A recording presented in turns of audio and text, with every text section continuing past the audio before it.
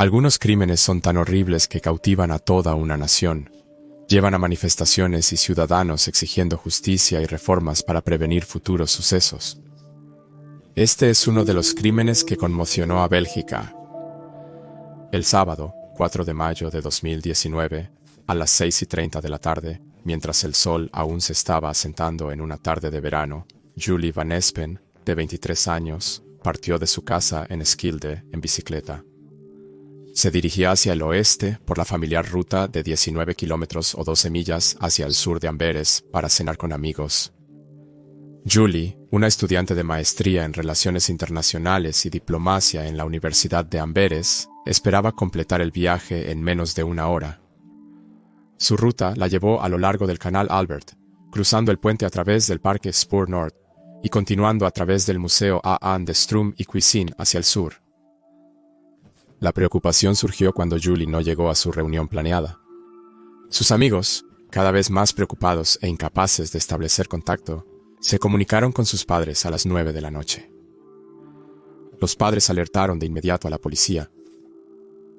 Los oficiales de la policía local de Amberes y Wurukampen iniciaron una búsqueda a lo largo de la ruta sospechada con un perro rastreador, acompañados por la familia y amigos de Julie.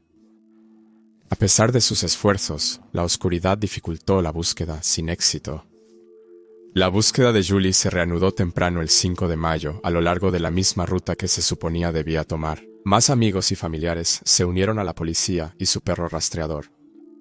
La búsqueda continuó siendo desafiante debido a los numerosos peligros potenciales de la ruta, como resbalar en el agua o encontrarse con terreno accidentado. La policía recurrió a patrullas en bicicleta, un helicóptero de apoyo aéreo y las búsquedas producidas por los bomberos en el agua.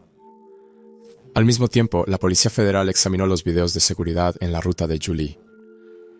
Las cámaras la capturaron montando en ciertos puntos, pero perdiendo visibilidad abruptamente en otros, reduciendo significativamente el perímetro de búsqueda. Horas de búsqueda no lograban localizar a Julie hasta que un avance llegó alrededor de la 1 de la tarde. Un amigo encontró ropa ensangrentada de Julie en Merksham. Además, la cesta de mimbre de su bicicleta fue encontrada junto a un bote de basura con sus pertenencias personales, como su pase de viaje. Esta terrible indicación de juego sucio llevó a la policía a escalar el caso a una investigación de asesinato. La posibilidad de un crimen tan atroz fue un golpe desgarrador para sus padres y seres queridos. Esa tarde, la fiscalía inició una investigación oficial, indicando fuertemente que Julie podría haber tenido un final violento. Un avance llegó cuando las imágenes de vigilancia del Centro de Entrenamiento de los Gigantes de Amberes identificaron a un hombre llevando la cesta de la bicicleta de Julie. Los investigadores sospechaban que este hombre era su perpetrador y emitieron una notificación para que se presentara como testigo clave. Esto se hizo para evitar asustarlo y para garantizar su protección si es inocente. Los detalles del hombre que llevaba la canasta con una mochila eran discretos. Debido al llamado público, la policía recibió 200 consejos que llevaron a la identificación del hombre, como el de Steve Backelman, de 39 años. Su tío se presentó reconociéndolo como empleado de un restaurante para personas sin hogar en Amberes. El lunes 6 de mayo de 2019, la policía rastreó la ubicación del teléfono móvil de Steve Backelman y lo arrestó en la estación de Leuven. Backelman estaba con su hijo en el momento de su arresto. Fue puesto en detención preventiva en la prisión de Amberes, junto con varios otros sospechosos. La policía realizó búsquedas domiciliarias, incluyendo una en la casa de la madre de Steve. Mientras tanto, la familia y amigos de Julie se habían reunido en la cantina del Centro de Entrenamiento de los Gigantes de Amberes, donde recibieron la devastadora noticia de que el cuerpo sin vida de Julie había sido encontrado por la policía marítima en el Canal Albert. Fue llevada al Hospital Universitario de Amberes para una autopsia realizada por la especialista forense Diona de Hont. También examinó al sospechoso buscando heridas que indicaran una pelea. Steve declaró que si hubiera tomado su medicación, no habría estado allí. Esto se anotó como una confesión. Durante su interrogatorio unos días después, Steve Backelman admitió que esa noche había estado buscando agredir a una mujer al azar. Se había quedado cerca del lado norte del puente, durmiendo como un indigente. Esa noche vio a Julie Van Espen pasar en bicicleta. Cita. Había estado bajo ese puente durante 2 horas y pasaron algunos ciclistas, pero ella fue la primera mujer sola, dijo Backelman. La empujé de su bicicleta y cuando empezó a gritar, comencé a golpearla y la arrastré al otro lado del pilar del puente. Después de golpear a Julie varias veces, Backelman la arrastró a su lugar habitual de descanso y la desvistió. Steve declaró que intentó forzarse sobre Julie, pero no pudo porque ella se resistió demasiado. Ella seguía gritando y yo seguía golpeándola. Finalmente confesó que la estranguló con un cable después de intentarlo primero con sus manos. Esa no era la intención inicial. Dijo que quería poseerla, no asesinarla. Las palabras no pueden transmitir el horror y el terror que Julie debe haber sentido durante este violento ataque. Hizo todo lo que estaba en su poder para resistir y luchar. Si alguien hubiera pasado por allí entonces, podría haber tenido una oportunidad. Después de su muerte, Backelman ocultó el cuerpo de Julie bajo una lona detrás de un pilar de puente y deambuló durante unas horas, cerca de la estación central de Amberes. También escondió varios objetos, incluyendo la cesta de su bicicleta, que luego se halló cerca de un contenedor de basura y apareció en videos de seguridad. Steve dejó sus mantas en un campo deportivo cerca de las vías del tren en Amberes. Mi cabeza daba vueltas, dijo. Regresé porque tenía miedo de ser reconocido. Los obreros afirmaron que lo veían a diario desde que quedó en situación de calle en enero. Cuando Steve regresó al canal Albert, vio varios coches de policía, lo que lo asustó mucho. Cuando el celular de Julie sonó, él lo arrojó al agua. Luego, lastró su cuerpo con una bolsa de arena y lo bajó al canal. Desechó su bolso en un bote de basura y colocó la cesta de su bicicleta al lado de este. Steve explicó por qué se descubrió el pasaporte de Julie por separado. Cito, lo saqué de su bolso para saber qué edad tenía. Esperaba que no fuera menor. Steve se despertó cerca de la estación de Leuven en la madrugada del 6 de mayo. Abordó un tren rumbo a Genk. Más tarde ese día estaba con su hijo cuando fue arrestado en la estación de Leuven. Steve dijo que visitó a su hijo porque quería despedirse sabiendo que era solo cuestión de tiempo antes de que lo atraparan. También planeaba ver a su psiquiatra al día siguiente. El 7 de mayo, un juez de instrucción aprobó la detención indefinida de Steve por el asesinato de Julie Van Espen, basándose en su confesión. Ese mismo día, la cuenta pública de Facebook de Steve Backelman fue eliminada debido a miles de mensajes de odio publicados en ella. Hubo una intensa condena y protesta por lo que Steve le había hecho a Julie. El 8 de mayo se liberó el cuerpo de Julie. Los detalles de la autopsia no son públicos, pero se puede suponer que coinciden con la confesión de Steve. Sin embargo, su familia cree que fue agredida sexualmente, asesinada y desechada para encubrir el crimen. También se tomó el ácido desoxirribonucleico de Steve para verificar si estaba vinculado a otros casos sin resolver. No se han reportado actualizaciones sobre el caso y es improbable que Steve Backelman estuviera involucrado en otros delitos. Este caso ha llevado a una petición en línea que pide reintroducir la pena de muerte en Bélgica, la cual recibió 30.000 firmas, pero fue retirada el 8 de mayo. El problemático pasado de Steve Backelman está marcado por una historia de crímenes violentos en aumento y enfermedad mental que examinaremos en detalle. Su condición psiquiátrica, para la cual se le recetó medicación, jugó un papel significativo en su comportamiento. Durante su interrogatorio, Backelman mencionó que si hubiera tomado su medicación no habría cometido el delito. ¿Pero tiene mérito esta declaración o es simplemente una lamentable excusa de un individuo que no está dispuesto a asumir plena responsabilidad por sus acciones?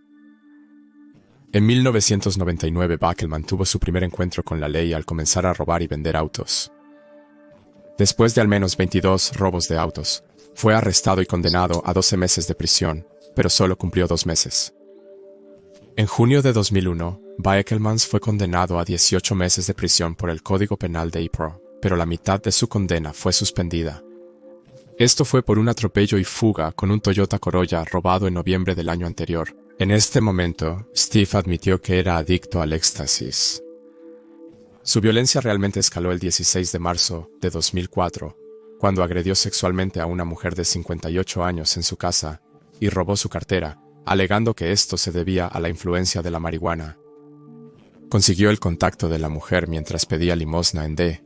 Caceroleis es una importante calle comercial en Amberes. Desde 2004 hasta 2008, Beckelman cumplió una condena de prisión de 4 años y medio por este delito, bienes robados y varias infracciones de tráfico. Durante este tiempo, abusó reiteradamente de sus permisos de salida, ausentándose por meses. En 2014, una exnovia presentó una denuncia contra él por agresión sexual e intento de estrangulamiento, pero la Fiscalía Pública de Amberes desestimó los cargos. En 2017 fue condenado una vez más, esta vez por la agresión sexual a otra novia el 31 de octubre de 2016, durante la cual también robó su tarjeta bancaria y dinero. A pesar de sus reiterados delitos, después de pasar poco más de 2 meses en detención preventiva, fue liberado en espera de juicio ya que no se le consideraba un riesgo de fuga.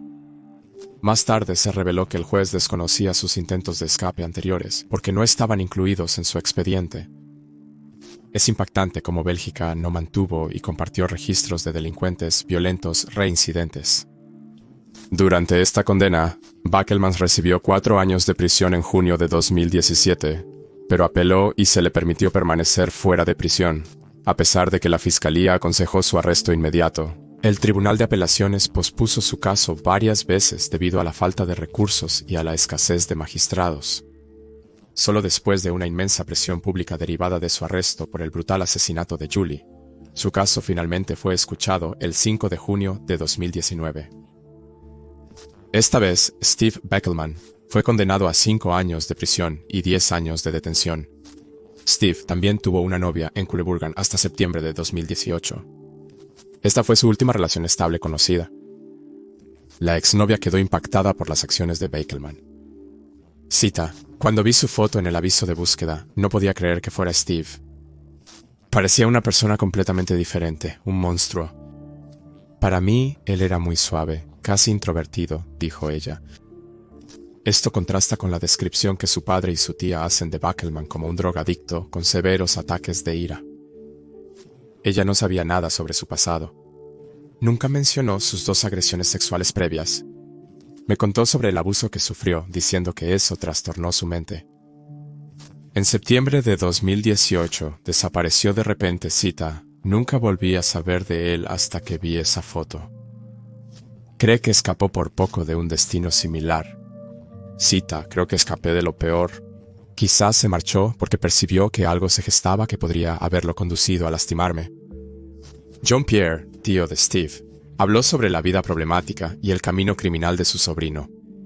Reveló que Steve tuvo una infancia difícil, marcada por una madre ausente y una relación tensa con su padre, lo que llevó a una profunda frustración y comportamiento criminal. A pesar de los esfuerzos de Jean-Pierre para apoyarlo, incluyendo encontrar trabajos y pagar a un psiquiatra, Steve continuó con su comportamiento peligroso.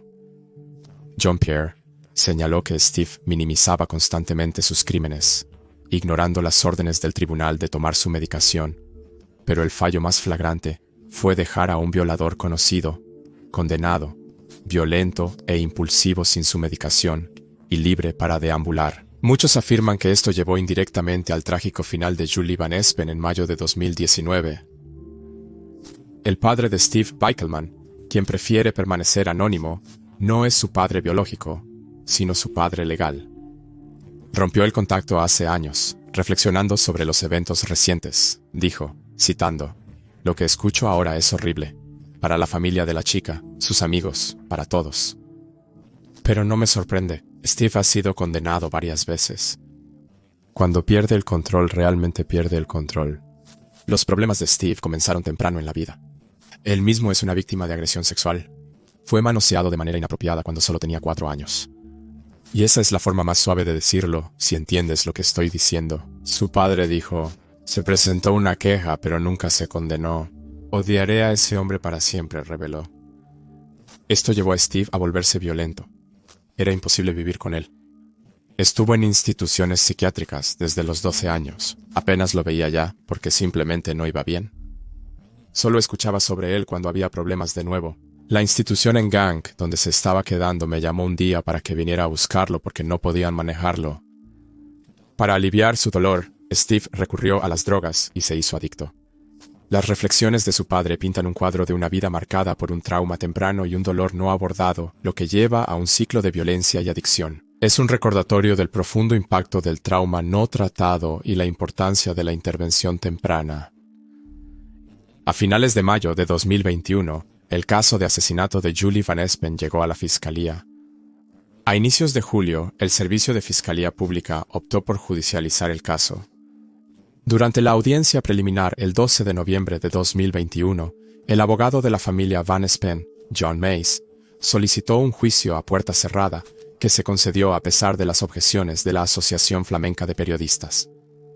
Se llamó a un total de 61 testigos para testificar, incluyendo a una mujer a la que acusaron, Steve Backelmans, había agredido en 2004. El 8 de diciembre se seleccionó un jurado de 8 mujeres y 4 hombres. El juicio comenzó el 13 de diciembre en el Tribunal de Amberes con las declaraciones de sentencia realizadas en público. El 21 de diciembre Backelmans fue declarado culpable de asesinato premeditado y violación. El tribunal determinó que actuó con la clara intención de matar, evidenciado por la gravedad de las lesiones de Julie y su comportamiento metódico capturado en las grabaciones de la cámara. Estranguló a Van Espen varias veces y continuó su asalto hasta que ella no mostró signos de vida. Solo se fue después de asegurarse de que ella había muerto. Las imágenes también indicaron que no estaba en pánico, observó el tribunal. Al día siguiente, Backelman fue condenado a cadena perpetua, y el tribunal citó el extenso historial criminal de Backelman, su peligrosidad y su falta de valores fundamentales de la sociedad. A pesar de su juventud problemática, no hubo atenuantes reconocidas. El fiscal público había solicitado un máximo de 25 años antes de que Backelman pudiera solicitar la liberación anticipada, pero el tribunal estableció esto en 20 años. El fiscal general describió el crimen como excepcionalmente atroz, señalando la completa falta de remordimiento o empatía de Backelman. Su difícil infancia fue descartada como un factor atenuante por la fiscalía. Backelman no apeló al Tribunal de Casación, haciendo su sentencia definitiva. John Pierce, su tío, ahora cuida de su hijo. El asesinato de Julie Van Espen desató críticas generalizadas hacia la judicatura de Amberes del ministro Justicia Cohen Greens y el alcalde de Amberes, Bart De Wever. De Wever admitió en una entrevista con Humo que junto con Greens, él era políticamente responsable de las fallas en este caso. El 7 de mayo de 2019, el día después de que se descubrió el cuerpo de Van Espen y se dirigió a Backelman, Cohen Greens apareció en el programa Terzaki de Blamser Radio en Televisión Organizație. Greens explicó que la liberación de Backelman, a pesar de una condena previa por violación, fue una decisión tomada por un juez independiente, y él tenía una influencia limitada como ministro. Expresó su disposición a cambiar la ley para permitir la detención inmediata si existe un riesgo serio de reincidencia. En respuesta al clamor público después del asesinato de Julie Van Espen, se revisaron las medidas de seguridad en la zona del Sport Palace. El 8 de mayo de 2019, la hermana y amigos de Van Espen publicaron una carta abierta al alcalde de Wever, pidiendo mejorar la seguridad en las rutas ciclistas a Amberes, incluyendo más cámaras de vigilancia y mejor iluminación en las calles. A pesar de la apertura de Wever a la discusión, los cambios significativos solo comenzaron en junio de 2020, probablemente porque algunas personas se opusieron a estos cambios, como el abogado de privacidad Matthias de Wallery Wilwert, quien citó preocupaciones de privacidad. El mismo día, los expertos exigieron una reforma del derecho penal, especialmente en lo referente a la violencia sexual. En una carta abierta en The Morgan, destacaron que la falsificación era castigada más severamente que la violación. La Fiscalía investigó 77 casos urgentes, similar al de Backelman, asegurando que no haya otro riesgo potencial para la sociedad. El 6 de junio de 2019, el Alto Consejo de Justicia investigó errores en el caso de Backelman, examinando las prácticas del Tribunal de Amberes. Para finales de 2019, su informe identificó problemas con el cumplimiento de las condiciones de liberación y el manejo general de este caso. Y aunque hubo algunos avances positivos para marzo de 2022, para diciembre del año siguiente, muchas de las recomendaciones aún no se habían implementado. El 11 de febrero de 2020, los padres de Van Espen propusieron citando, Comité J para supervisar el sistema de justicia, y acusando al ministro de Justicia, Cohen Gaines, parcialmente responsable del asesinato de Julie y del manejo del caso.